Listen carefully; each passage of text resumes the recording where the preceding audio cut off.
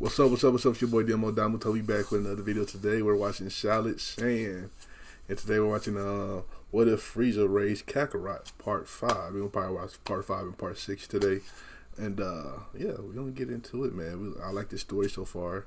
And I mean, let's go. Let's see. I forgot where we left at. I think Goku or Kakarot just turned Super Saiyan against somebody. I forgot who he turned Super Saiyan against, but he just turned Super Saiyan. And was this Cooler against Cooler? You know, I pay attention to these stories. Y'all tripping, you know what I'm saying? Anyway, but we gonna get into it, man. Let's go. After hearing what happened with the Saiyans before, he thinks it might be best to start formulating a plan.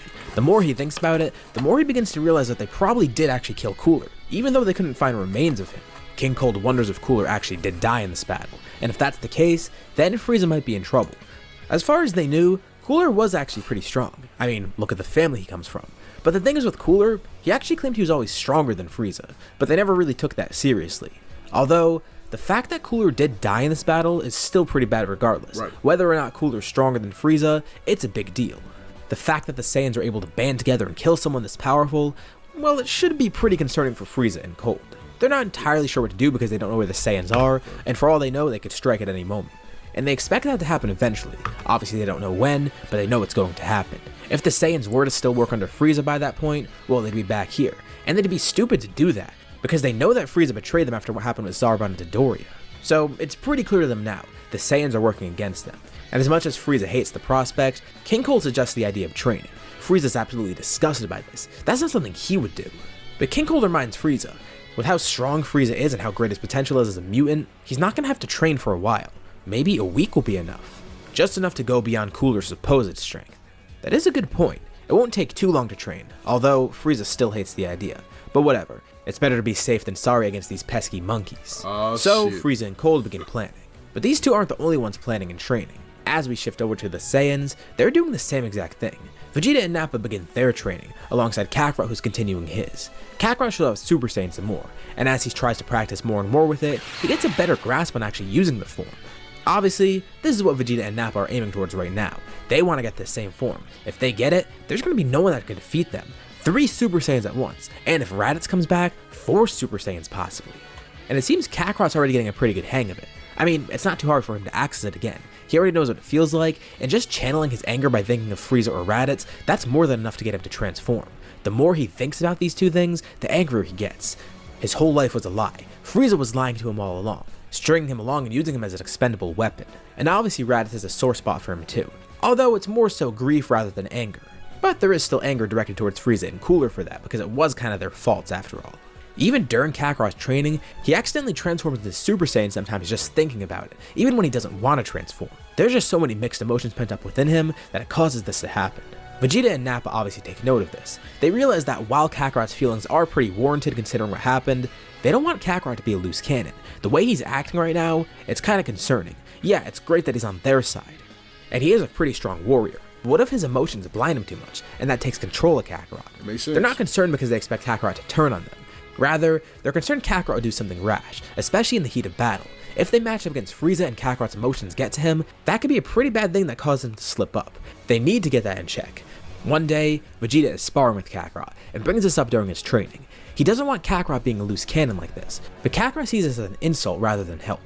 He tells Vegeta that he can't even begin to understand the things that Kakarot's going through right now. It's just been revealed to him that his entire existence is a lie. He's wasted so much time working under Frieza, and for what? You don't know Not what only Frieza did to that, Kakarot. but his brother just died.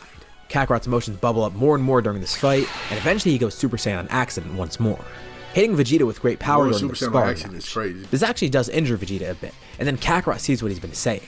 He powers down and apologizes, realizing that Vegeta's not trying to insult him, he's trying to help. And you know what? Maybe it is better if he tries to get control of his emotions.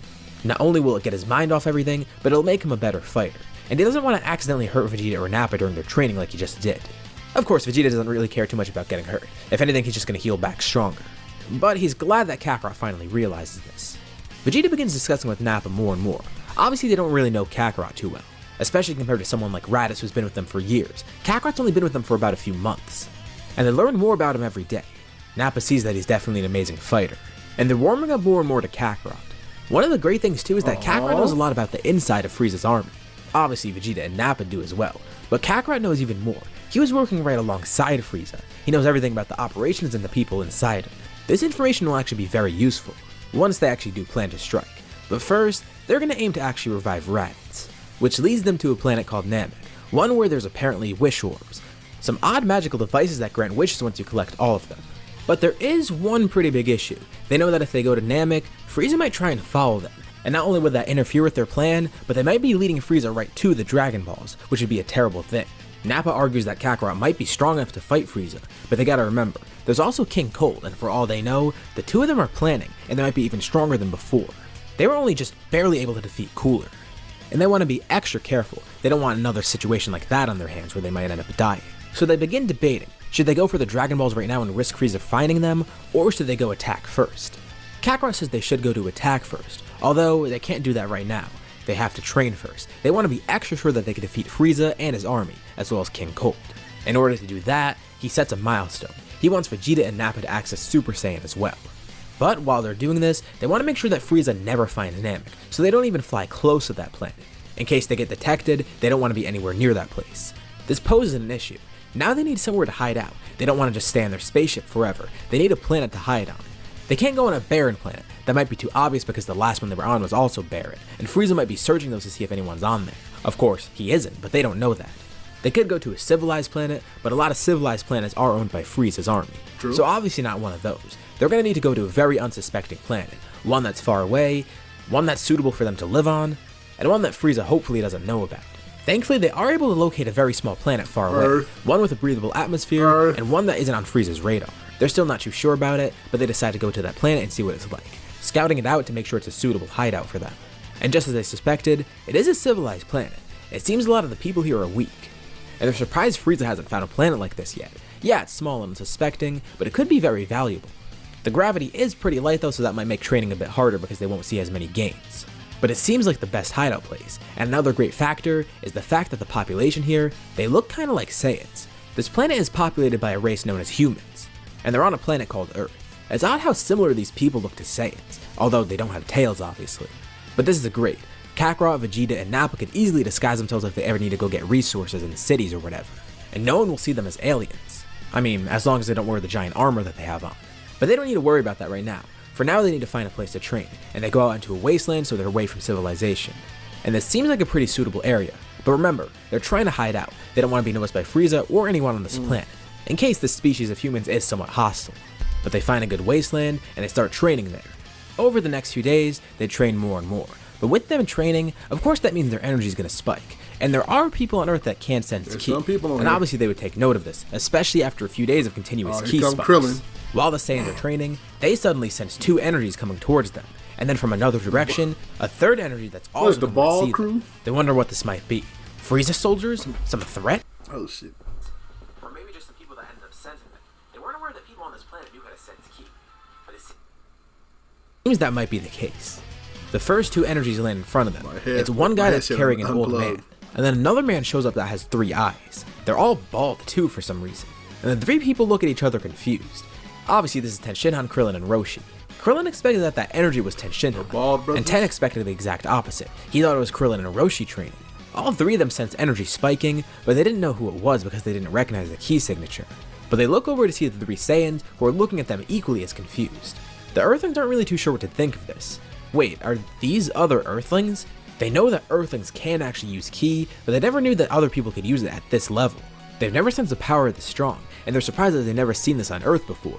Realistically, if there were people on Earth this strong, they would have known. But what's even weirder, these people have tails, and they're wearing some weird clothing. They casually walk up to the Saiyans, asking who they are, and what they're doing here and why their ki is so high. The Saiyans tell them not to worry. They just found this area to train in. They didn't want to disturb anyone else, so they thought that this area was good enough. But that still doesn't explain as to who they are and why they're so strong. Roshi jokes around and says that they might be aliens, and the Saiyans actually get nervous when they hear this, and they try to humorously play it off, saying that they're just humans like them. No aliens here. How preposterous. But as Roshi examines them more and more, it gets a little bit weird. He can sense a latent maliciousness within them. I mean, it is suppressed greatly, but it's still there and it's concerning. As Krillin and Tenshinhan keep pressing them, Roshi then jumps in once more. He says he sees through their act and asks why they're here. If they keep hiding it, he'll assume that they're here for a malicious reason, and they'll have no choice but to attack. They are acting really suspicious after all. So Roshi wants them to answer now as to why they're here. Well, seems like the gig is up. Kakarot steps in and introduces himself, saying that he's a Saiyan from outer space. A Saiyan? They have no clue what a Saiyan is, obviously. And even crazier, he's an alien? Aliens exist? Yeah. That's weird.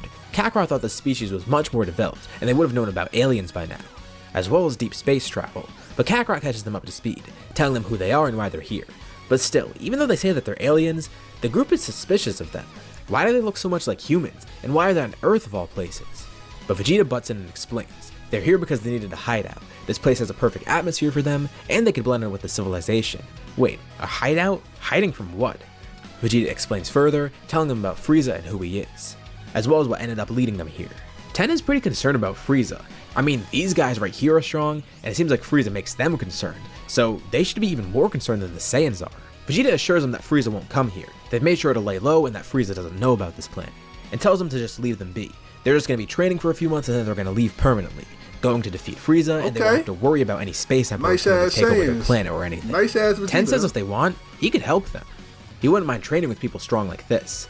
And Krillin makes a pretty big mistake. He accidentally lets it slip that they could use the Dragon Balls to help somehow, then realizing it was probably a bad idea to mention the Dragon Balls. Wait, Dragon Balls? Kakarot picks up on this, asking what those are. What, is that some sort of secret Earth weapon that can defeat anyone? Or is it something completely different? The humans try to play it down at first, but the Saiyans keep pressing for answers, and then Roshi ends up explaining. Around Earth are 7 Dragon Balls. They're hard to find, but if you gather them all together, you can summon Shenron and wish for whatever you want. Wait, wishes? Oh, those are wish orbs. But they thought those were only on Namek of all places. How are they on this planet? So the Saiyans know of Dragon Balls? Kakarot begins explaining more, and then everyone comes to a mutual understanding. Obviously the humans don't know this, but according to the Saiyans, there's a rumor that wish orbs exist out in space. So there might be another planet with Dragon Balls just like Earth's, but that won't matter. They didn't realize they landed on a planet that had wish orbs. Kakarot then asked for the help, begging them to help revive his brother. He's wanted to get wish orbs and he didn't know this planet had them, and tells everyone about who he's trying to revive. It's his brother Raditz, who was killed by Frieza's brother Cooler. The humans aren't exactly sure if they want to help them find the Dragon Balls. I mean, they still don't entirely trust these Saiyans. They could be lying after all. And there's also a bigger issue. Dragon Balls are pretty hard to find. Remember, Bulma's not really involved in the scenario, so without her, they don't really have a Dragon Ball radar. Of course, Krillin remembers that maybe the Red Ribbon Army had some sort of technology to track them. So maybe they could use something like that, but he doesn't say this out loud. He's still wondering if he can even trust them enough with the Dragon Balls. But then everyone hears a voice in their heads. It's Kami. He's been listening in and may want to help. He explains more about the Dragon Balls and his origin. He can tell that the Saiyans are telling the truth, and they're surprised to learn that a Namekian is on this planet, or at least what they assume is a Namekian. And since the stuff that they're saying about Frieza seems to be true, Kami says that it seems in the universe's best interest to actually help the Saiyans. He's not sure how much the humans will help in terms of strength, but if they help the Saiyans find Dragon Balls, that'll be very useful. They'll be reviving another Saiyan, and that'll ensure that Frieza stopped for good. Well, that settles it then. Krillin offers his help, as he leads the entire group over to the Red Ribbon Army's former base. It's a bunch of destroyed ruins, but they might find something useful. Of course, Frieza's not just sitting around either. He's continuing his planning and doing a bit of training, although he still hates the idea even after doing so. But after a week, he has noticed some incredible gains. I mean, look how strong he grew in Super with just a few months. He went from being below Super Saiyan Goku on Namek to being around Super Saiyan Blue Goku, which is, I don't even know how to describe it, that's just insane. So I'm sure a week of training would actually be sufficient enough here. It isn't a top priority to find the Saiyans right now, but they still have it on their mind. Eventually, they'll cross paths, and they'll be ready when that day comes. But maybe, instead of trying to hunt them down, they could draw them out somehow, set up some bait to get them to come to them. As Frieza and Cold keep plotting, this is where we'll leave up for now. So, what did you guys think about this part? What's gonna happen? As you'd probably expect, the humans are still a little bit unsure about the Saiyans. Of course, what Kami said did work as reassurance, but they can't help but think it's kinda weird that these aliens randomly came here saying that they want the Dragon Balls. Although, they're expecting and hoping that things go okay. It should be fine, I mean, Kami said so. And they do seem genuine about their goals. The group eventually locates the Red Ribbon base once more, and they find something pretty interesting. Besides finding a massive abandoned radar for the Dragon Balls, they find something pretty concerning, at least concerning to the humans. They see something that looks like blueprints for a brand new lab. A hideout of sorts. Not to mention, as they look around more, they find an abandoned laboratory at this base. That gets Krillin kind of concerned. What if there was a scientist that ended up escaping and creating a lab somewhere? What if he's working on some project to try and destroy everyone? Obviously no one's too sure, but it seems to be the case. I mean, why else would these blueprints be there, and why is this lab somewhat abandoned? Wouldn't there be all destroyed equipment here or something? From what they can infer, this lab seems to have been abandoned after the fact, rather than before Krillin and Roshi attacked the base. The Saiyans don't really know what the big deal is, but Krillin explains what this must be. They need to find this lab and actually see if something's going on, because if they don't, who knows? Maybe there's a rogue Red Ribbon scientist somewhere, working on a super weapon trying to destroy everyone. And if not, at least they won't be as concerned anymore. It's at least worth checking out to see if anything's going on. The humans tell the Saiyans more about what's happened on Earth. This planet seems to be pretty interesting to the Saiyans. They weren't aware that there was this much conflict, nor that there were this many strong people. And although the humans aren't as strong as the Saiyans, they seem to be pretty good fighters, considering the planet that they grew up on. Not to mention, they are strong in their own right, definitely the strongest of their species. And you know what? They are helping the Saiyans by letting them stay here and helping them find the Dragon Balls, so the Saiyans might as well repay the favor by helping destroy whatever lab is around. And sure enough, there actually is a lab that they end up finding, and Krillin's glad that they found out about this before anything bad happened. As they arrive, they see someone in the corner. It's a decrepit Dr. Gero. He's halfway in the process of turning himself into an android, as well as working on other androids in the meantime. They caught him at a really bad moment, and he doesn't know exactly what to do and tries to escape. But Vegeta immediately captures him as Nappa goes around destroying the lab. Vegeta asks if there's any more of the scientists left, or anyone from the Red Ribbon Army for that matter. Panicked, Gero begins explaining who he is and why he's here. And it seems he's the only one left. Good enough for Vegeta. He then kills Gero. And the humans just watch on kind of amazed. Wow, the Saiyans got down to business really quickly. Obviously this is something that they could have done on their own, but it's interesting to see how the Saiyans operate. Given the Saiyans' history though, it kinda makes sense that they acted like this. So no the three humans are mostly glad that the Saiyans are on their side, and not the opposite. With this short journey out of the way, that leaves everyone the opportunity to go find the Dragon Balls finally, and the Saiyans are hyped up about it, especially once they find their first Dragon Ball. They didn't think the humans were lying to them or anything, but actually seeing the Wish Orbs in person is something else. They're glad that everything's coming together, and eventually the group reconvenes with all the Dragon Balls together. Roshi steps in and helps them summon Shenron, telling the Saiyans they're free to wish for whatever they want, as long as it's in Shenron's power. The Saiyans are amazed to see this dragon here. They've never seen anything like it, and they knew that the Wish Orbs were special, but this is crazy. This giant dragon here offering any wish? It almost feels like they're living in a dream. And briefly, the Saiyans do consider that they could revive the whole Saiyan race, but it's not really that important to them, and it's not ideal at the moment. Not to mention, it would be impossible for Shenron to do considering the fact that the Saiyans have been dead for a while. Yeah, they've been dead for years. And you can't revive large groups that have been dead for that long. Not that it really matters, but I wanted to get that out of the way in case anyone would be asking in the comments. As for now, that would be the most likely outcome. Not to mention, the main goal here is to revive Raditz, which they're able to accomplish. Kakarot's the one to do the wish, and Shenron obliges, reviving Raditz. He's also nice enough to bring him to Earth because the planet that Raditz died on is, well, destroyed. Oh, that's kinda concerning. They knew Frieza would come after them, but this means Frieza's definitely on their trail by now. But on the bright side, they thank Shenron for being nice enough to bring Raditz here, and he then appears in the sky, descending downwards, greeting his group once again after a long while. Kakarot is elated, and for the first time in his life, he actually seems more emotional, and not negative emotions, good emotions. Aww. We definitely have seen him emotional over the course of the series, but this is different. He's happy. He feels relieved. It's not a feeling that Kakarot gets to experience much, and he's glad to finally see his brother once again. He finally made up for his mistakes, but Raditz doesn't blame Kakarot. He tells Kakarot to stop beating himself up about everything. He did defeat Cooler after all, and became the legendary Super Saiyan. Hold on, how does Raditz know about all that? Oh yeah, he knew they might have been confused, so he begins explaining. He was dead, but what the group doesn't know is that he went to hell and still kept his body. I'm going with this explanation because it seems more interesting. And Raditz begins telling everyone what the afterlife is like. Well, at least hell. He wasn't surprised that he ended up there considering he kinda was a bad person beforehand. But immediately when he got down there, he began training.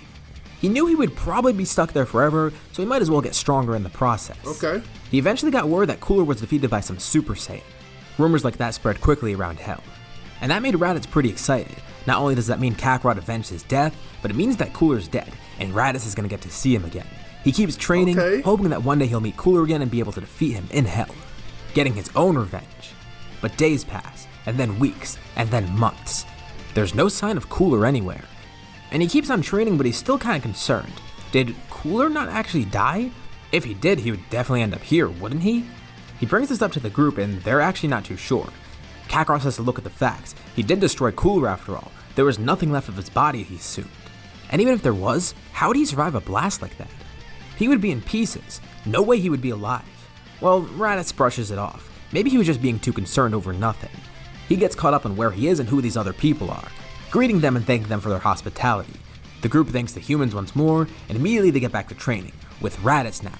The humans even join along a bit, getting stronger and learning things from the Saiyans that they didn't know before. Okay. Like I mentioned, Raditz was training in Hell, so he's not the same strength that he was before. He's actually much stronger, especially in the afterlife where you don't have to sleep. He had so much free time to train. I mean, it was all he could do. As long as he didn't cause a ruckus in Hell, he was able to do pretty much whatever he wanted down there, and he spent all his time doing that. Well, there is one other thing he did while he was down there. He mentions to Kakarot that he met someone pretty interesting down there. He saw Bardock. Wait, Raditz saw their father? Kakarot's pretty surprised to hear this, but Raditz goes on to explain. Bardock was a Saiyan after all. Of course he'd end up in Hell. Although Raditz couldn't find Gine, so he wasn't sure where his mom ended up. Granted, she wasn't really a fighter and didn't go around destroying civilizations, so she probably did get to go to heaven.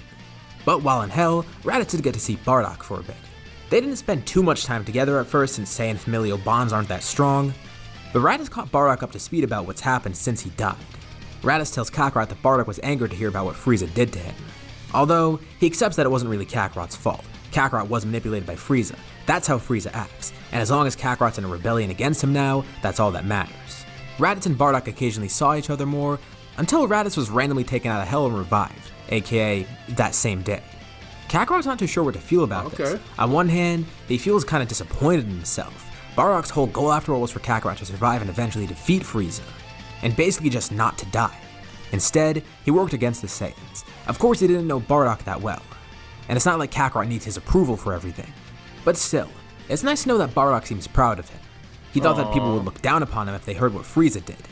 Like Kakarot was stupid enough to be manipulated by him. But like Bardock said, all that matters now is that Kakarot's in a rebellion against Frieza.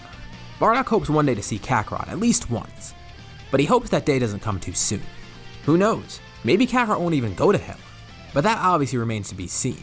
Training continues and eventually, all the Saiyans do unlock Super Saiyan. Okay. After seeing Raditz again and hearing what he said, Kakarot's more motivated. And this motivation spreads to the other Saiyans and the humans as well. But as planned, once everyone else gets Super Saiyan, the group decides to leave Earth. They thank the humans for their hospitality once more. But before they go, they leave a party. Vegeta hands over a scout.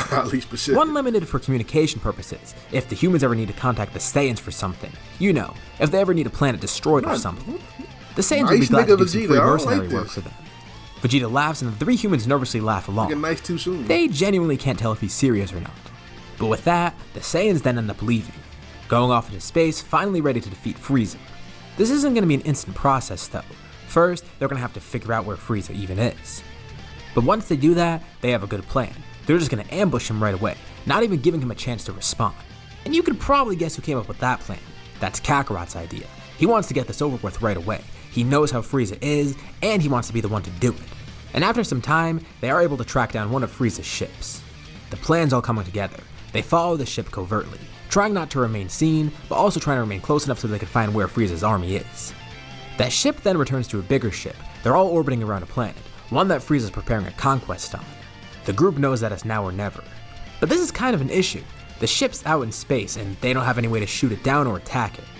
They're completely disadvantaged out here if they try to attack now. Nappa says maybe they should wait for some more time, but Kakarot says he has a plan. He runs over to their ship's airlock, lowering it immediately. The group thinks he's crazy. What's he thinking? He's gonna get sucked out into space and he'll die. Kakarot tells him not to worry, he'll be quick. He grabs onto the side of the airlock as he opens it, with a key blast charge in his other hand. He hangs on for dear life as space tries to pull him out, but with his other hand, he launches that key blast. It's a massive attack and it hits the ship quickly. They can't even avoid it. Aboard the ship, the Saiyans watch as a brilliant explosion occurs. It's almost eerie, being completely silent in the vacuum of space. A giant chunk of Frieza's ship is taken off, with Frieza's soldiers sucked out into space as the rest of the ship plummets onto the planet below, with a chain of explosions surrounding it as smaller ships explode.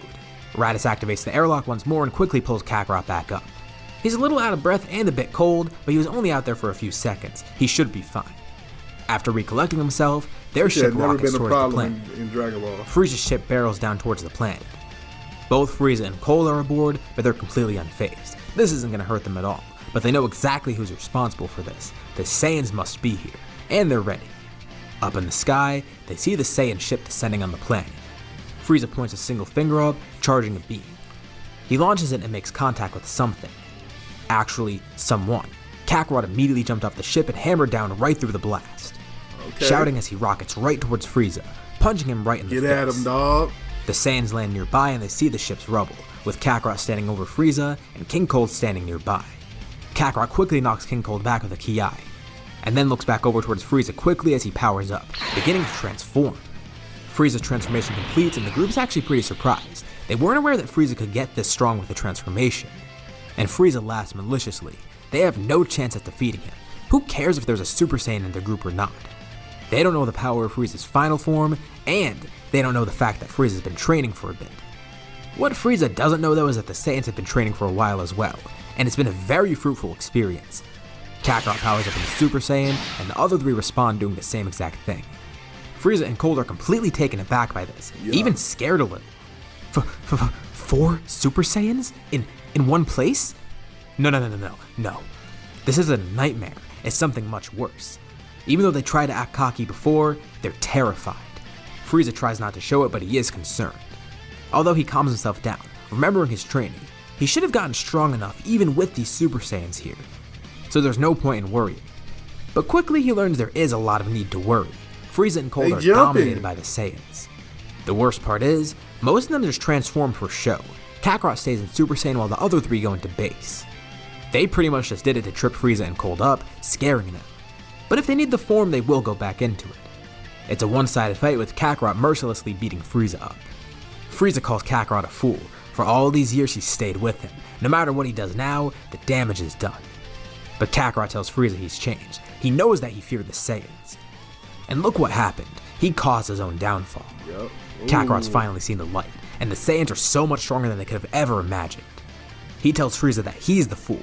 He trained up the Saiyan that would eventually defeat him. This only angers Frieza more, and he tries attacking Kakarot, but nothing works, as the rest of the Saiyans hold off Cold. Frieza's pummeled into the ground, and then Kakarot looks up as he notices something in the sky. He saw some sort of glare fly by. What, is that another ship or something? Frieza's just as confused. He doesn't know what this UFO is, but he angrily launches a beam at it, expecting it to be reinforcements for the Saiyans. The beam collides and everyone looks up to see what it hit. Absolutely nothing happens. The object continues moving, getting closer and closer to the planet. It's something shiny. They can't really tell what it is at first. Who is it? But it's coming right towards them. Everyone stops their fighting, and Frieza goes pale as he sees it come closer and closer, with everyone else following suit. The object crash lands nearby, creating a massive crater shaking the entire area. A figure steps out of the crater, walking towards the group slowly. As it gets closer, there's no doubt in their mind. That shape, it's so distinct. With the Getty Star they hear a voice come from it. A familiar voice that immediately makes Kakarot's anger flare up. Everyone's completely silent, but Kakarot utters one word: Cooler. This definitely doesn't look like Cooler, but he's different somehow. He's all shiny and metallic. They're not sure what happened, or even if this thing really is Cooler, but whatever it is, they know it's a threat. Raditz knew he should have been concerned. Cooler was alive this whole time, somehow surviving, but how? We'll leave off this part here for now. Oh, shit. I fucks with it. Okay, Cooler. Cooler done pulled up on him. Man, I can't wait to see that part. See what that fight like. Cause they gonna need to turn Super Saiyan. Cause that nigga Metal Cooler was pretty, very, very strong. Take that back. Frieza, King Cold. They all about to catch one from these Super Saiyans. So make sure y'all like, comment, subscribe. Shout out to Salad Sand for this video. Make sure y'all check out the last chapters right here, and check out another video right here. Check out me watching Goku in DC. You know what I'm saying? Maybe y'all like that. But anyways, I'll catch y'all next time. Peace.